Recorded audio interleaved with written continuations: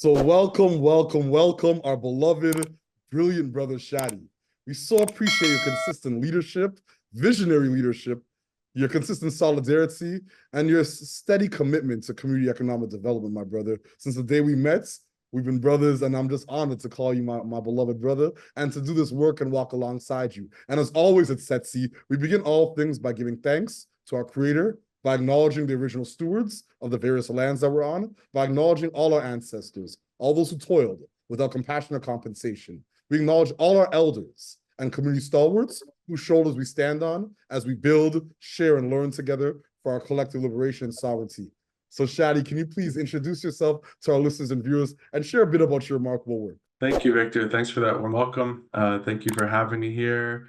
And hello to everyone out there who's watching this. Yeah, just a big miigwech for having me to come out here and chat with you. And Victor, you're great, and I always love our conversations and the solidarity and conversations that we have and the relationships that we've built here in this work. So it's been great, and thanks for acknowledging the ancestors, and also acknowledge. So I'm calling from Ottawa. So Ottawa is my ancestral territory.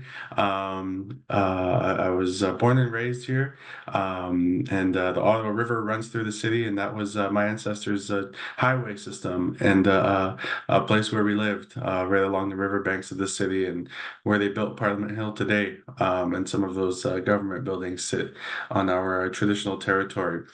So yeah, as mentioned, my name is Shady Hafez. I'm Algonquin Anishinabe and Syrian, and I'm a member of Kitigan Zibi Anishnabeg. It's where my mother's from, and my father's a first-gen immigrant from Syria, came to Canada in the mid-'80s. I'm the programs manager to the National Association of Friendship Centers. I'm also a PhD student at the University of Toronto in the Sociology department, and a research fellow with the Yellowhead Institute, which is an Indigenous-led think tank housed at Toronto Metropolitan University. And my work with NAFC now has changed quite a bit, but over the past couple of years, I was on the Investment Readiness Program file, and so that allowed me to do a lot of work around developing and supporting urban Indigenous organizations such as friendship centers, but also other organizations in developing and growing their social enterprises, and just making sure that our voices and our perspectives are also heard and amplified in these national conversations on the social economy and social innovation and social finance. So, yeah. Ashe, Ashe. Thank you so much, my brother, for that context and your deep body of work and your background. Yeah, we just appreciate all that you do for so many, and your humility and the authenticity you bring to this work. So my next question, what's inspiring you right now in this work? What has you curious, or what's keeping you up at nights? Yeah. So we just actually finished our Urban Indigenous Social Economy Forum last week, and I feel inspired after that, if I'm being honest, of most recent inspirations, because it was it came together in a really great way. At first we just wanted to highlight and showcase all the different programs that the projects that we've funded over the last 4 years, because for those who work in the IRP know that it's been somewhat of a rushed program, and so we've always been doing the work and getting the money out there and trying to support those organizations on the ground, but we haven't actually had a moment to sit back and really reflect on the work that's been done, but also celebrate it and showcase it. Especially for us, we haven't had that opportunity really. So this was a great opportunity for us to bring together all these different organizations that came to town and just showcase, like almost in a one-by-one type way, all the different projects that they've been working on. And it was really refreshing. And I mentioned this at the conference itself, because a lot of the conferences that I attend in this ecosystem are very sometimes high level and rhetoric based, and so you hear a lot of conversations from people managing money and dealing with money, and it's a lot of the same power brokers, and there's a lot of Indigenous rhetoric, but you don't actually often hear and see what's happening on the ground. And so it was refreshing to see all of these different community organizations, and not even just like management from those organizations, but people just working on coordinating these projects. For some of them, it was their first time speaking on a platform, on a podium at a national kind of event like this. And so it was really like a grassroots event. And people were honest and had conversations about the successes of their enterprises, but also the challenges.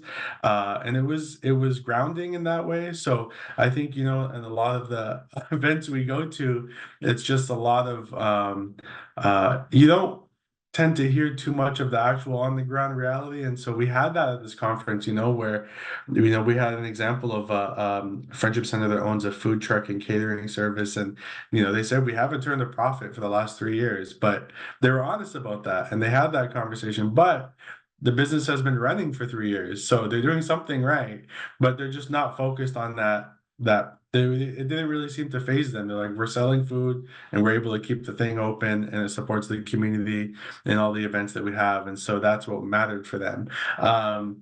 But it was refreshing to be able to have those conversations and to listen from those community members. So that was really inspiring. Obviously, it's a big challenge though to think about. The IRP is coming to an end now in March, and there's no indication of a renewal. And I think there's the social finance fund, but after listening to everything that we listened to at the conference this week, it just further reinforces to me that a lot of our community organizations still are not at that point where they can start engaging with investment at that level, or may not even want to engage with investment at that level. That we really have to look at what do communities need, what do communities want, and listen to communities. And I'm not sure that the whole ecosystem is doing that. I know there's bits and pieces of it that are, but I do think that there's and I think I've mentioned this before in other conversations, but this social economy ecosystem still doesn't seem to know what it wants to be. There's still, I think, a lot of co-optation taking place from mainstream capitalism, and then there's this other side conversation that's trying to say we're not that, and sometimes they're coming at odds with each other. And so I think there needs to be some more reflection on the ecosystem as a whole to figure out what is this, what are we trying to do, and really engage and listen to those communities on the ground. Because after the conference this week, I can say that we need something like the IRP to keep continuing. It doesn't necessarily have to be that, but there needs to be, and I mention this always, but non-repayable capital available to these organizations to be able to take those risks and explore those ideas and see where it takes them without having to be liable for debt. I So couldn't yeah. agree more. I couldn't agree more. And we see that so much on all the files, especially if you look at the social finance fund and the vagueness around the non-repayable capital around that as well. So I couldn't agree more. An IRP Yeah. 3.0, I think, is possible. Definitely. Where there's a will, there's a way. And once again, I've just been inspired to see the work that you've been able to do on and off reserve in terms of the Investment Readiness Program. So just once again, I applaud your leadership and as well those deep, actionable insights that you provided from the remarkable conference that NAFC hosted. As I mentioned before, one of our colleagues was able to attend, and yeah, it's truly remarkable work. So I appreciate you and your entire team. So my next question: what challenges and barriers do you face in your work, and what are some of the approaches you and your colleagues are taking to overcome some of these challenges? One of the biggest things, and this had come up at the conference actually, is the organizations that we represent are nonprofit organizations that are doing all kinds of work, full wraparound services for the urban indigenous community. They're providing housing, support to community members, shelter and lodging to those without homes or houses. They're offering food security support to community, mental health, cultural revitalization, just being a community hub, like all of these different things that they're offering. And then we try and think about branching off into developing and growing business ideas. And some of the businesses that they're getting into are hard enough if that's the only thing that you're doing. You know, we talked about like food services, and there was a conversation at the conference that, you know, opening a catering service or a restaurant or a commercial kitchen is hard enough if that's the only thing that you're doing. But to do that on top of providing all the different other services and work that you're doing can be extremely challenging, right? So I think for our organizations, it's being able to look at what the priorities are of the community and how does social economy and social innovation fit within those priorities, or how can it blend within it, and how can it make our work easier and not harder. And I think that's, for some organizations, um, they're really good at it. They're really good at blending that right into the work and making their whole model a model that fits within this social economy model. But I think for some, there's still a little bit of a struggle as to how to make those two things merge together. And so some of the work that we're trying to do really is creating opportunities for the organizations who are really good at this to be able to mentor the other organizations that are just starting in this or just learning with it. And so we do have a couple, you know, shining stars, if you will, within our movement that we use as examples to try and show and teach all the other organizations that are trying to figure out how to do this, you know.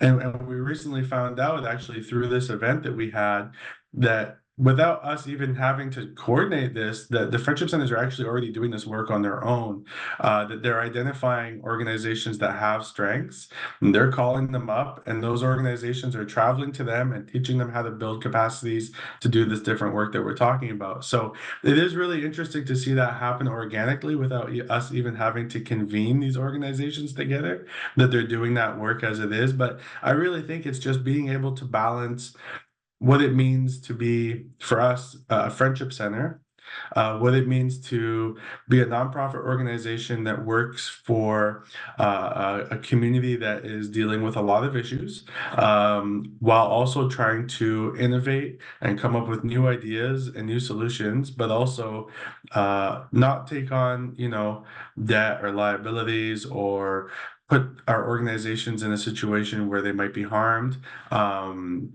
And so all of that is a challenge, I think, for our community organizations.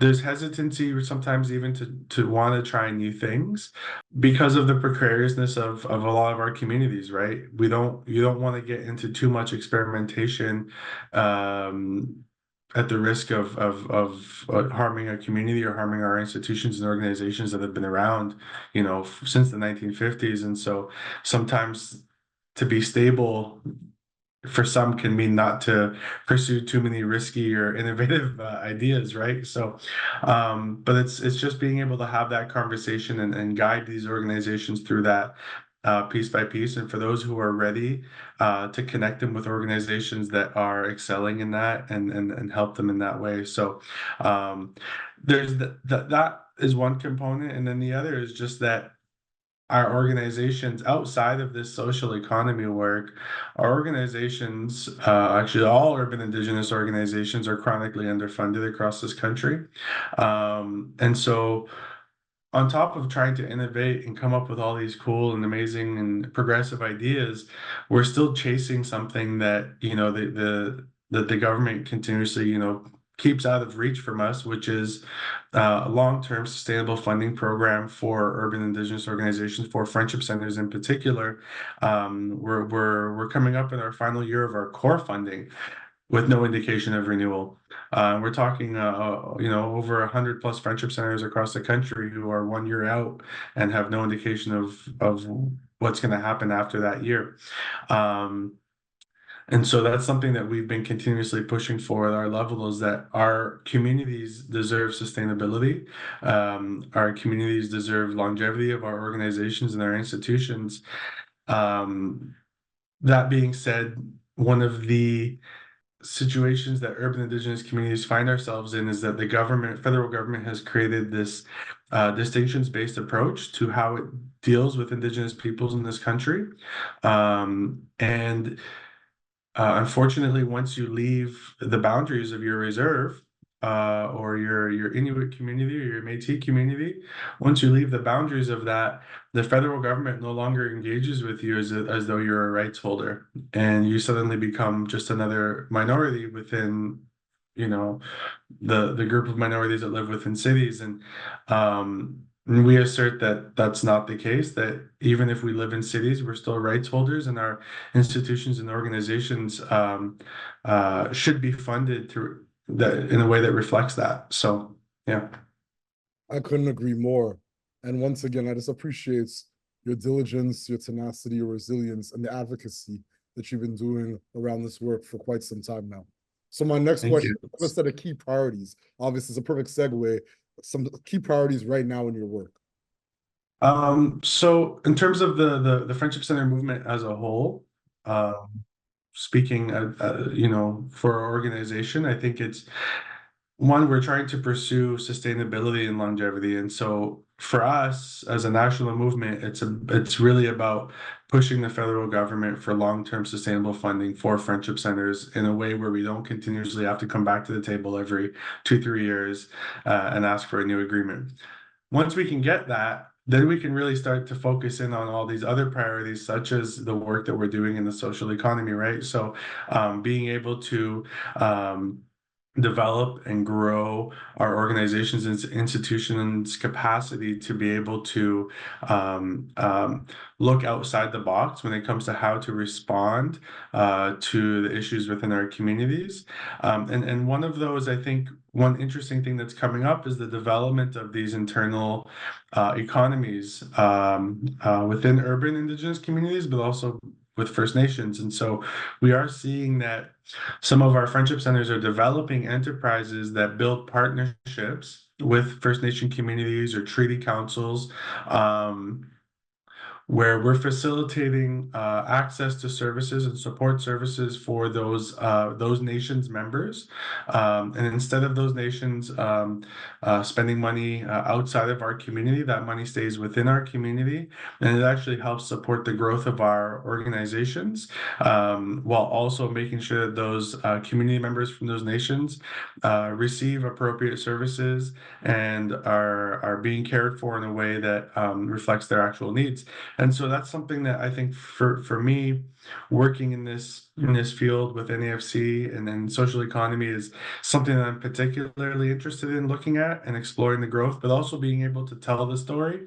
We know bits and pieces and pockets of stories here and there, but we don't actually have the data needed to actually tell that story in a substantial way. And so some of the work that we're looking at too is just around data collection for the Friendship Center movement as a whole. So looking at urban Indigenous data, all these different points of service, all the work that we're doing. But then when it comes to the social economy, looking at specific data around all the different enterprises that Friendship Centers own, all the types of different revenue that are generated, where that's coming from, and what that revenue is supporting in community. And so that's another kind of leg of the work that we need to do.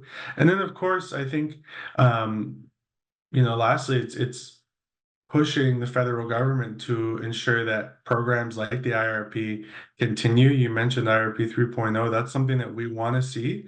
We want to see continued investment in our communities. We believe that investment still has to be on some level. There has to be that non-repayable capital flowing into community to support that development. And then for the repayable capital that's coming out, we think there needs to be far more engagement with those communities on the ground, to really look at, well, what's a structure that's going to work for community, and what's a structure that's actually going to get money back into the government if that's what they're seeking to do. But there has to be more engagement with organizations like the NAFC to see how that capital can actually flow down to those communities in the right way. Thank you so much for your leadership in the context. Do you have any closing thoughts or calls to action for our listeners and our viewers? So in terms of closing thoughts, I think there just needs to be more engagement with our communities, in particular, when we're looking at this idea of repayable investment in Indigenous communities and urban Indigenous communities in particular. I think our social purpose organizations and our nonprofit organizations that support communities have a lot on the go. And our organizations nationally are in a precarious position in terms of our national funding program, in that we, you know, continuously have to go back every couple of years and seek some kind of renewal. And so for organizations that don't have that long-term sustainability and longevity embedded within it, in term, you know, not saying we've been around for forever, but that's not a guaranteed thing. And so for us to be able to do the work that we're doing while also, you know, not knowing if the lights will be on next year and the doors will be open, and also try and work in this world of social innovation and social economy is very challenging. And so I think for us, one of the most important things right now is that we need support in achieving our goals around sustainability and long-term sustainability. And so if you know friendship centers and you know the work that we do, continue to help us and be an advocate and an ally for us in the different spaces that you're in, and have our backs within those spaces. And so I think that's, you know, in terms of a closing thought, it's that we need that continued support and allyship from all the different organizations that we work with and that we have relationships with, to be advocates for us as well. And so yeah, I think that's kind of what I'm thinking, and I just know that there needs to be further engagement, not just with us as the national voice, but with those communities on the ground. And I think people need to go visit communities and engage with communities and work with communities and community organizations to really get a sense of what's needed, because we do our best to articulate that at the national level, but when we create these opportunities like we had last week, I want to see everybody there, and I want to see everybody engaging, because we're trying to bring these communities to all the different power brokers out there that exist, so you can listen and learn from them. So I encourage people to stay tuned for any other events that the NAFC is hosting, and if you'd like to participate, just let us know, and I'm sure we can facilitate that. Ashe, ashe, ashe. My brother, I so appreciate your consistent leadership, your solidarity, and yeah, the sheer commitments that you bring to this work. It's clearly your vocation, and you represent so many so well. Not only that, you support so many. So once again, I just give thanks for all that you do. And yeah, I'm just honored to call you my brother, and I'm walking alongside you on this journey. And as always at Setsi, we close the way we began by giving thanks to our creator, by acknowledging and giving thanks to the original stewards of the various lands we're on. We acknowledge all our ancestors, all those who toiled without compassionate compensation. We acknowledge all our elders and community stalwarts whose shoulders we stand on as we build, share, and learn together for our collective liberation and sovereignty. Shady, thank you so much, fam. I appreciate it. Richter. Thank you.